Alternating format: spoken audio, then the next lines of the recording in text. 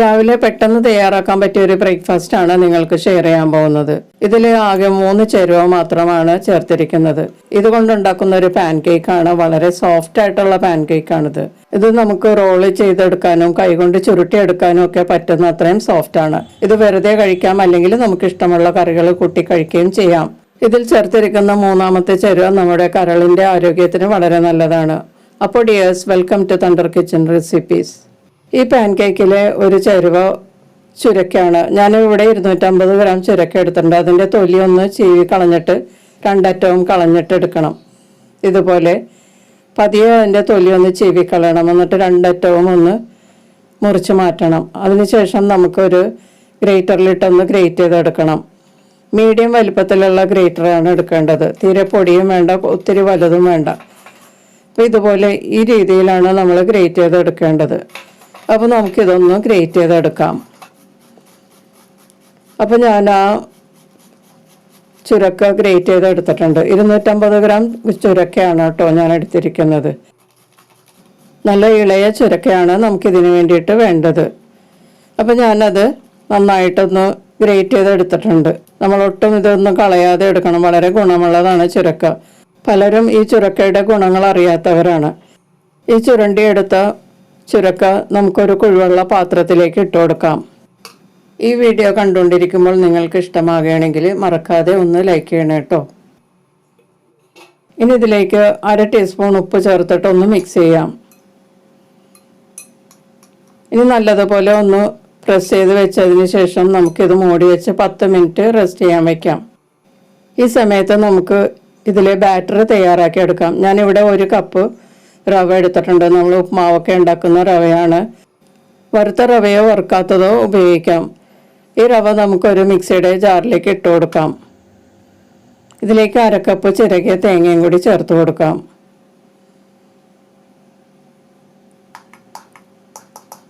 റവയും തേങ്ങയുമാണ് നമ്മളിപ്പോൾ ഇതിലേക്ക് ചേർത്തത്. ഇനി റവ എടുത്ത അളവിൽ തന്നെ 1 കപ്പ് വെള്ളം കുറേശ്ശെ ചേർത്തിട്ട് നല്ലതുപോലെ അരച്ചെടുക്കാം. ഇപ്പോൾ ഞാൻ ആ 1 കപ്പ് റവയും തേങ്ങയും 1 കപ്പ് വെള്ളം ചേർത്ത് നന്നായിട്ട് അരച്ചെടുത്തിട്ടുണ്ട്. അത് നമുക്കൊരു ബൗളിലേക്ക് ഒഴിച്ചു കൊടുക്കാം. ജാറിൽ പറ്റിയിരിക്കുന്ന അരപ്പൊക്കെ കൈകൊണ്ട് വടിച്ചിട്ടതിന് ശേഷം 1/4 കപ്പ് വെള്ളം ഇതിലേക്ക് ഒഴിച്ചിട്ട് ഒന്ന് ചുറ്റിച്ച് ഇതിലേക്ക് ചേർക്കാം. അപ്പോൾ 1/4 കപ്പ് വെള്ളമാണ് ഇതിലേക്ക് ചേർത്തത് കേട്ടോ. ഇനി അരച്ച മാവ് നല്ലതുപോലെ ഒന്ന് മിക്സ് ചെയ്ത് കൊടുക്കാം. ഇനി ഇത് മാറ്റി വെച്ചതിന് ശേഷം നമ്മൾ ഗ്രേറ്റ് ചെയ്ത് വെച്ചിരിക്കുന്ന ചുരക്ക എടുക്കാം. ഇപ്പോൾ 10 മിനിറ്റ് കഴിഞ്ഞിട്ടുണ്ട്. ഇപ്പോൾ ഇതിൽ നിന്ന് ചുരക്കയിലെ വെള്ളമൊക്കെ ഊറി വന്നിട്ടുണ്ട്. അതിന് വേണ്ടിയിട്ടാണ് നമ്മൾ ഉപ്പ് ചേർത്ത് കുറച്ച് നേരം റെസ്റ്റ് ചെയ്യാൻ വെക്കുന്നത്. ഇനി ഇത് നന്നായിട്ടൊന്ന് പിഴിഞ്ഞെടുക്കാം. കുറച്ച് വീതം കയ്യിലെടുത്ത് പിഴിയുകയാണെങ്കിൽ നന്നായിട്ട് പിഴിഞ്ഞ് കിട്ടും. കൂടുതലായിട്ട് എടുത്ത് 2 കയ്യിലും വെച്ച് പിഴിയുമ്പോൾ ഇതിൻ്റെ ജ്യൂസ് നന്നായിട്ട് പിഴിഞ്ഞ് കിട്ടില്ല. അപ്പോൾ കുറേശ്ശെ എടുത്തിട്ട് നന്നായിട്ട് പിഴിഞ്ഞെടുക്കാം. ഇപ്പം ഞാനിത് പിഴിഞ്ഞെടുത്തിട്ടുണ്ട്. ഇതിൽ ബാക്കി ഇതിനകത്ത് പൊങ്ങിക്കിടക്കുന്നതും കൂടി നമുക്കൊന്ന് പിഴിഞ്ഞ് മാറ്റാം. ഇപ്പം ഞാനത് പിഴിഞ്ഞ് മാറ്റിയിട്ടുണ്ട്. കണ്ടില്ലേ, നല്ല ഡ്രൈ ആയിട്ട് കിട്ടിയിട്ടുണ്ട്. നമുക്കിത് മാറ്റി വയ്ക്കാം. ഈ ചുരക്ക പിഴിഞ്ഞ വെള്ളം നമുക്ക് ആവശ്യമുള്ളതാണ് കേട്ടോ. ഇനി നമുക്ക് കലക്കി വെച്ചിരിക്കുന്ന ബാറ്റർ എടുക്കാം. ഇതിലേക്ക് നമ്മൾ ചേർക്കാൻ പോകുന്നത് ചുരക്ക പിഴിഞ്ഞ വെള്ളമാണ്. വളരെ ഗുണമുള്ളതാണ് ഈ വെള്ളം, നമ്മൾ കളയാൻ പാടില്ല. ഇത് ഏകദേശം 1/4 കപ്പ് ഉണ്ടാവും. അത് ഇതിലേക്ക് ചേർത്തിട്ടുണ്ട്.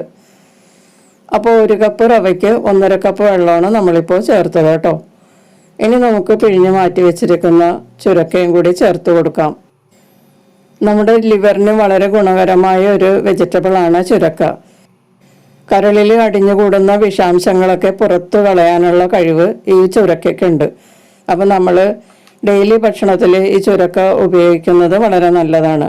അല്ലെങ്കിൽ ആഴ്ചയിൽ 3 പ്രാവശ്യങ്ങളും നമ്മൾ ബ്രേക്ക്ഫാസ്റ്റിലോ അല്ലെങ്കിൽ ഡിന്നറിനോ ഈ ചുരക്ക ചേർത്തുള്ള ഭക്ഷണം ഉണ്ടാക്കി കഴിക്കുന്നത് നല്ലതാണ്. ഇത് നല്ലതുപോലെ മിക്സ് ചെയ്തതിന് ശേഷം ഇതിൻ്റെ ഉപ്പ് നമുക്ക് പാകമാണെന്ന് നോക്കാം. പോരാത്ത ഉപ്പും കൂടി ചേർത്ത് കൊടുക്കാം. നമ്മൾ ചുരക്കയിൽ കുറച്ച് ഉപ്പ് നേരത്തെ ചേർത്തിരുന്നു. അപ്പോൾ അതും കൂടി നോക്കിയിട്ട് വേണം ഉപ്പ് ചേർക്കാൻ. ഇപ്പോൾ ബാറ്റർ റെഡി ആയിട്ടുണ്ട്. നമുക്കിനി പാൻ കേക്ക് ഉണ്ടാക്കാം. ഒരു ദോശത്തവ ചൂടാക്കി അതിലേക്ക് കുറച്ച് എണ്ണ ഒരു ബ്രഷ് കൊണ്ട് തടവി കൊടുക്കാം. എണ്ണ കോരി ഒഴിച്ച് വേണമെങ്കിൽ നമുക്ക് ഉണ്ടാക്കാം കേട്ടോ. ഞാനിപ്പോൾ വളരെ കുറച്ച് എണ്ണയിലാണ് ഉണ്ടാക്കി കാണിക്കുന്നത്. ലോ ഫ്ലെയിമിലോട്ട് മാറ്റിയിട്ട് നമുക്ക് ആവശ്യമുള്ള ബാറ്റർ ഒഴിച്ചു കൊടുക്കാം.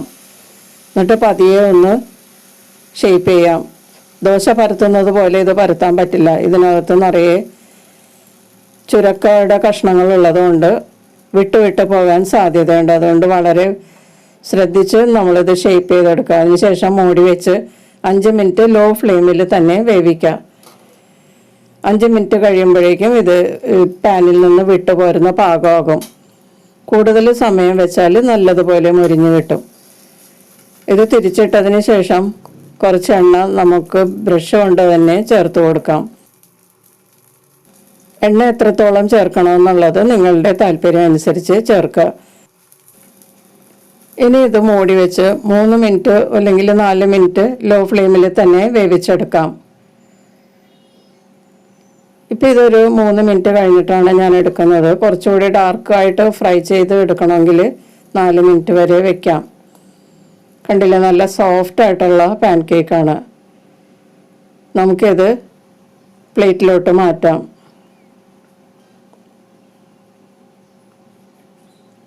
ഇതുപോലെ ബാക്കിയുള്ളത് നമുക്ക് റെഡിയാക്കി എടുക്കാം. അല്പം എണ്ണ തടവിയതിന് ശേഷം നമുക്ക് ബാറ്റർ ഒഴിച്ച് കൊടുത്ത് പരത്തിയെടുക്കാം. ഇതോടൊപ്പം ഈ ചാനൽ ആദ്യമായി കാണുന്നവരും ഇതുവരെ സബ്സ്ക്രൈബ് ചെയ്യാത്തവരും സബ്സ്ക്രൈബ് ചെയ്തൊന്ന് സപ്പോർട്ട് ചെയ്യുക. അതിനടുത്തുള്ള ബെല്ലൈക്കൺ എനേബിൾ ചെയ്ത് എൻ്റെ അടുത്തടുത്ത വീഡിയോസ് ഉറപ്പുവരുത്തുകയും ചെയ്യുക. അപ്പോൾ രണ്ടാമത്തെ പാൻ കേക്കും പരത്തി ഇട്ടിട്ടുണ്ട്. നേരത്തെ പോലെ ഇതും നമുക്ക് ഫ്രൈ ചെയ്തെടുക്കാം. അപ്പോൾ രണ്ടാമത്തെ പാൻ കേക്കും റെഡി ആയിട്ടുണ്ട്. ഇതുപോലെ മൂന്നാമത്തെ പാൻ കേക്കും റെഡി ആയിട്ടുണ്ട്. പാൻ കേക്കിൻ്റെ 2 പുറവും നമ്മുടെ ടേസ്റ്റ് അനുസരിച്ച് ഫ്രൈ ചെയ്തെടുക്കാം കേട്ടോ. അപ്പോൾ ഇത് 4ാമത്തെ പാൻ കേക്കാണ് കേട്ടോ. ഇതാണ് ലാസ്റ്റ് വണ്ണ്. ഇത് കുറച്ച് വലുതാക്കിയാണ് എടുത്തിരിക്കുന്നത്. അതായത് ലാസ്റ്റ് ആയപ്പോഴേക്കും കുറച്ച് കൂടുതൽ ബാറ്റർ ഉണ്ടായിരുന്നു. അപ്പോൾ 4 പാൻ കേക്കാണ് നമ്മൾ 1 കപ്പ് റവ കൊണ്ട് ഉണ്ടാക്കുന്നത്. ഈ അളവിലെടുത്താൽ 4 പേർക്ക് കഴിക്കാൻ പാകത്തിലുണ്ടാകും. അപ്പോൾ വളരെ സോഫ്റ്റ് ആയിട്ടുള്ള പാൻ കേക്കാണ്. നമുക്കിത് വെറുതെ കഴിക്കാം, അല്ലെങ്കിൽ കറികളുടെ കൂടെ കഴിക്കാം. എഗ്ഗ് കറിയുടെ കൂടെയോ അല്ലെങ്കിൽ ബീഫ് ചിക്കൻ കറിയുടെ കൂടെയൊക്കെ കഴിക്കാം. കടലക്കറിയുടെ കൂടെയും വേണമെങ്കിൽ കഴിക്കാം. പിന്നെ നമ്മൾ ചട്നിയായിട്ട് ഉപയോഗിക്കുന്ന തേങ്ങാ ചട്നിയുടെ കൂടെ കഴിക്കാനും വളരെ നല്ലതാണ് കേട്ടോ. അപ്പോൾ എല്ലാവരും ഒന്ന് ട്രൈ ചെയ്ത് നോക്കിയിട്ട് നിങ്ങളുടെ അഭിപ്രായങ്ങളും നിർദ്ദേശങ്ങളൊക്കെ അറിയിക്കുക. വീഡിയോ ഇഷ്ടമായാൽ ഒന്ന് ലൈക്ക് ചെയ്യും, നിങ്ങളുടെ ഫ്രണ്ട്സിനും റിലേറ്റീവ്സിനൊക്കെ ഒന്ന് ഷെയർ ചെയ്ത് കൊടുക്കുകയും ചെയ്യണേ. സബ്സ്ക്രൈബ് ചെയ്ത് ചാനലൊന്ന് സപ്പോർട്ട് ചെയ്യുകയും ചെയ്യണേ കേട്ടോ. അപ്പോൾ നമുക്ക് വീണ്ടും മറ്റൊരു റെസിപ്പിയുമായി കാണാം. Thank you.